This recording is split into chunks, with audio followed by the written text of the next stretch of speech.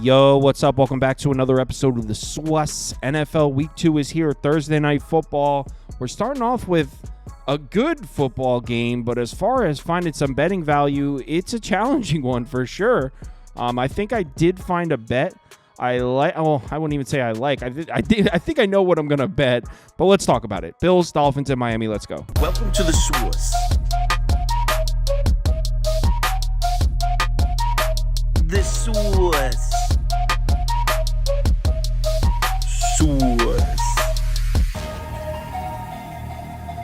Hey, get the SWUS. All right, like I said, we got Buffalo on the road in Miami here. Thursday Night Football. This line's been bought up. Sunday night, Miami was laying a point. It's now up to 2.5 on most sports books. As far as the total, it's been bought down. It was 51.5 on Sunday night. It's now down to 49.5, or even 49.48.5. According to this data here, look, due to popular demand, people asked for these pie charts back. I'm not a big fan of this data, but you guys asked for them, so here are the pie charts. According to this data, which I don't really trust, public action is coming in on Buffalo with the sharp action coming in on Miami. And you know what? That would be a reflection of the line movement, so that does make sense for this one in particular. But yeah, Bills, Dolphins, let's get into it. Start with some head-to-head history. Buffalo has owned Miami, as I'm sure you're aware. 10-1 in their last 11 games against the Dolphins. Just 5-1 against the spread, though. So as far as ATS, these two teams have been split. And also, if you take a look here, not many instances where the Dolphins have been favored. In fact, there's just one. Week 17, 2020, the Bills are catching 3.5, and I'm assuming, I didn't go back and look, but I'm assuming that's because the Bills had already clinched something and were resting their starters. I don't know why Miami would have been favored there in Buffalo, but it doesn't matter. Bills won that game by 30 points. So this is actually only the second time the Dolphins have been favored in this matchup in the last 5-6 years. And if you consider the fact that the last time they were favored, the Bills were resting starters, having clinched the division or whatever it was, this is really the first time Miami's been favored against Buffalo in a long time. So Buffalo's owned this series, but they've always been favored. They've never been dogs. So let's get into this one. We'll start with the Bills offense. We already know what the story is with Buffalo's offense. Last year, Joe Brady takes over as OC mid-season. We see a dramatic change in the play calling. Rushing attempts per game goes from 25.4 to 36.9.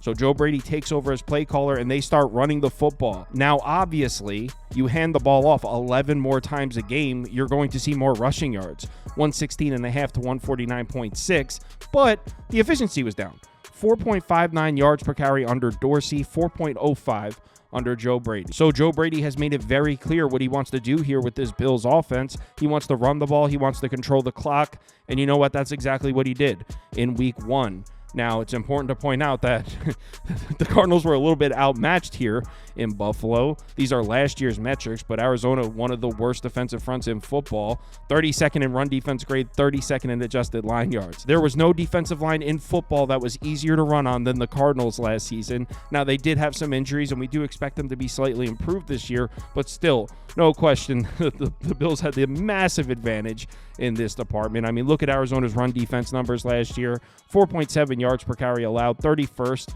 in run defense DVOA. Not that their pass defense numbers were any better, but when you compare those to the Buffalo offensive numbers from last year, it's no match. And they did exactly what Joe Brady wants to do. 33 carries, 130 rushing yards, just 3.9 yards per carry. Surprisingly inefficient against this Cardinals defense. Time of possession over 30 minutes. 59% of their play calls were run plays. Like I said, Joe Brady has a game plan, and it worked here. Now, Josh Allen, when he did drop back to throw, was insane. Completed over 78% of his passes, over 10 yards per attempt, a 137.7 passer rating. He completed passes of 19 or more yards to 5 different receivers in the game. So no question, when Josh Allen was given the opportunity to throw the ball, he threw the ball all over Arizona. And we have to point out that historically, Josh Allen has owned the Miami Dolphins. In his last 11 games against Miami, he's averaging 285 passing yards per game. His touchdown to interception ratio, 2.8 to 0.5, 8.1 yards per pass attempt, and an average passer rating of 113. So Josh Allen has had no problems playing quarterback against the Dolphins in his career. But I do have some pushback here. Number one, if you look at his last 6 games against the Dolphins, the last 3 in Buffalo and the last 3 in Miami, he's been significantly better in the home games. An average passer rating in the 3 Buffalo games, 125.6. In Miami, just 92.2. Yards per attempt, way down in Miami. Touchdown to interception ratio, 10-0 in Buffalo, 6-3 in Miami. So no question, in the last few years, he's been much better at home in Buffalo. And this Miami Dolphins defense looked good as hell in the opener. They held Jacksonville just 17 points, 162 passing yards to Trevor Lawrence and the Jags passing offense, just 57% completions. And keep in mind, Vic Fangio is not there anymore. Anthony Weaver is the new defensive coordinator, and what I liked is they made some halftime adjustments. They came out even better in the second half. You like to see that from a new DC. Look at the first and second half splits here. 17 points allowed in the first half, 191 yards. In the second half, just 4.5 yards per play, no points, 104 net yards gained. Anthony Weaver came out blitzing, 38.5% blitz rate in week 1. That was 8th highest amongst NFL teams. Would have been 4th highest in the NFL on a season-long basis last year.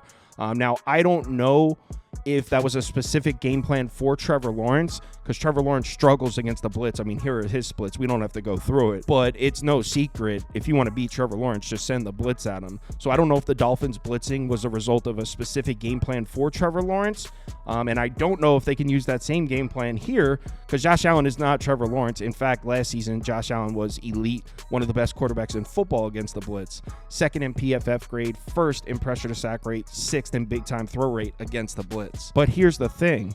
Despite Josh Allen having a monster game against a bad Arizona defense in week 1, he was pressured on 36.7% of his dropbacks.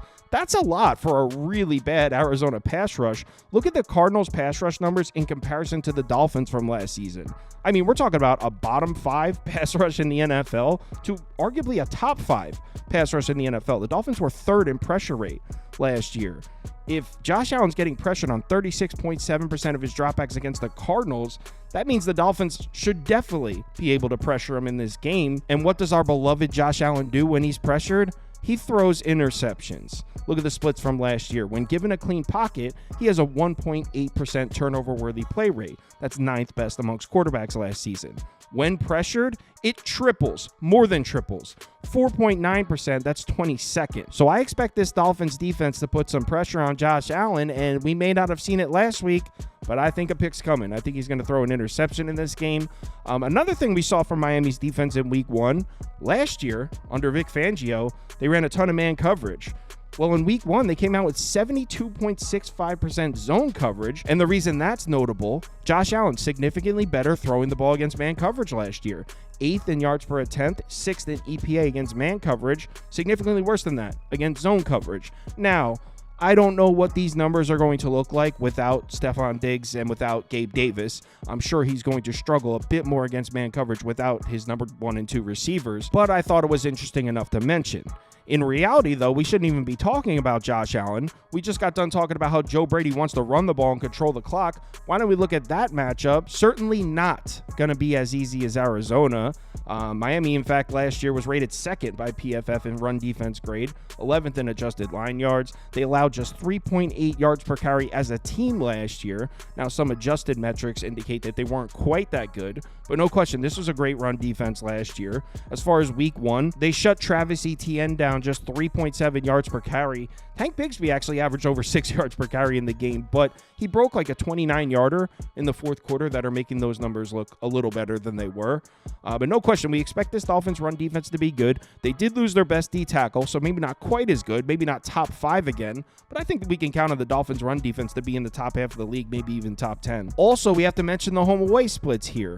Now, these are often volatile, but in this case, we're talking about a 2-year sample size. The last 2 seasons, Miami's defense, away from Miami, allowing 30 points per game, just 16.4 at home in Miami. Again, this is a 2-year sample size. Look at the yards per game allowed, 356.2 per game on the road, under 300 at home. So no question, over the last 2 years, Miami has played significantly better defense at home. We just saw it earlier when we looked at Josh Allen splits at Buffalo and at Miami. He's played this Dolphins defense much better away from this building. So in Miami, you got the Bills coming off a cupcake defense. I think they're going to get caught off guard here. I think Josh Allen's going to throw a pick, and I don't think the run game's going to be there quite like Joe Brady wants it to be. Now, on the other side, we got the Dolphins offense, and good luck trying to decipher this, man. Me and Poppy have been talking about this for a while, trying to figure it out. Same story with Tua. Didn't get pressured, but that's not because the offensive line was great. That's because he gets the ball out so goddamn fast. 13.6% pressure rate in the game. Now, we can pull up Miami's offensive metrics from last year. Obviously, they're elite. The best rushing team in the NFL last year, the second best passing team in the NFL in terms of efficiency. But where was that elite rushing attack last week?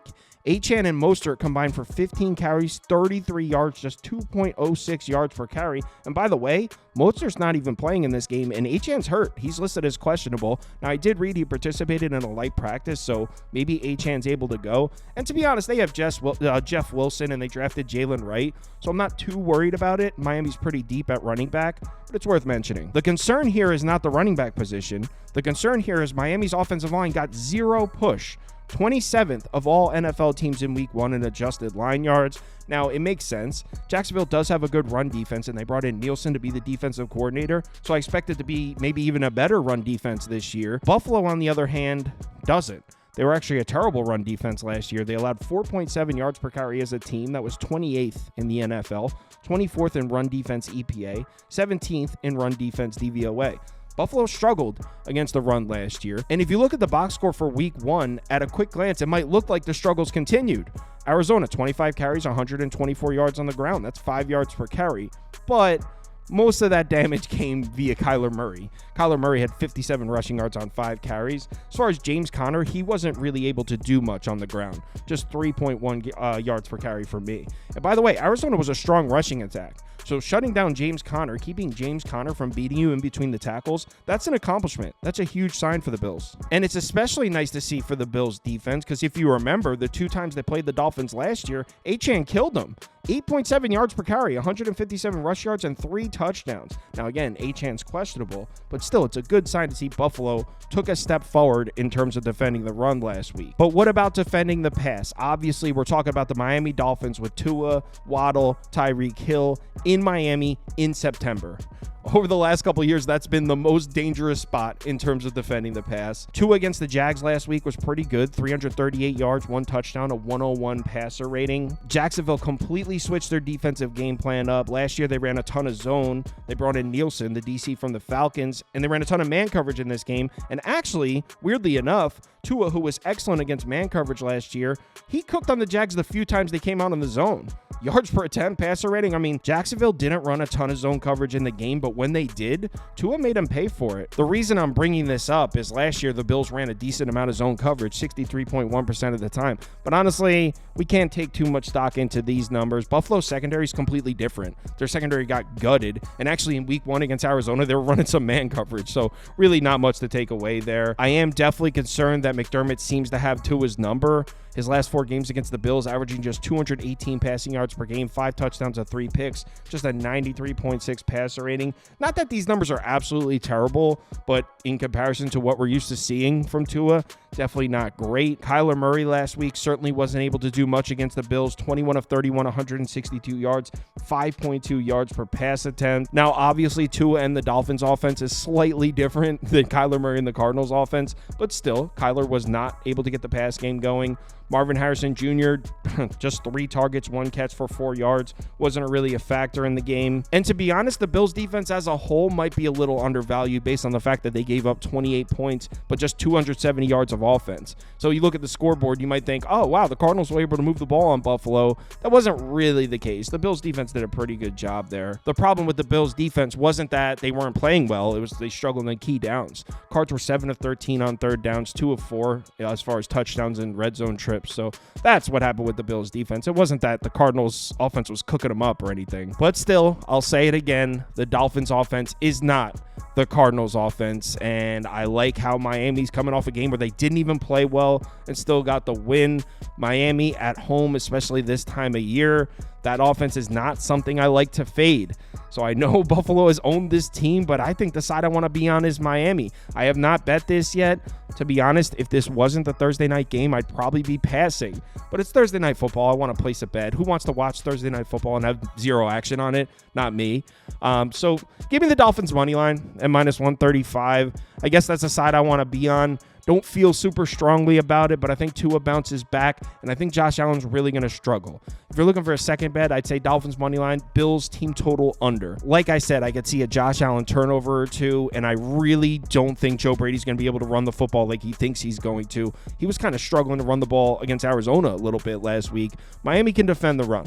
So, yeah, I think the Bills offense is going to struggle here. Hopefully, the Miami offense gets going. Give me the Dolphins money line. Don't love it. If you want to see all the bets I currently have open, this one's not one of them. I'm probably going to bet this on the side for fun. But if you want to see the bets I have open, posted on the site, head over to KyleKirms.com and click on Open Bets. You'll see mine as well as everyone else on the staff here. Also, if you sign up for Sauce Network Plus, it comes with access to the Discord, and you can participate in the weekly betting league. Every single week, there's a new league starting, $150 and a trophy. Go to the winner every single Monday night. So if you're interested, head over to the website and sign up. Live shows, 4 p.m. Eastern time during the week. On the weekends, 10 a.m. Eastern time is the college football show. We go through every single game, 10 a.m. up to kickoff. 11 a.m. Sunday morning is the NFL show. 11 a.m. up to kickoff, we go through every single game. If you're able to make it, we'd love to see you in the comments. Let's have ourselves a nice NFL week 2. I had a winning week 1, picked up a unit and some change, I believe it was. Hopefully that continues. Remember to bet responsibly. I'll talk to you in the Discord.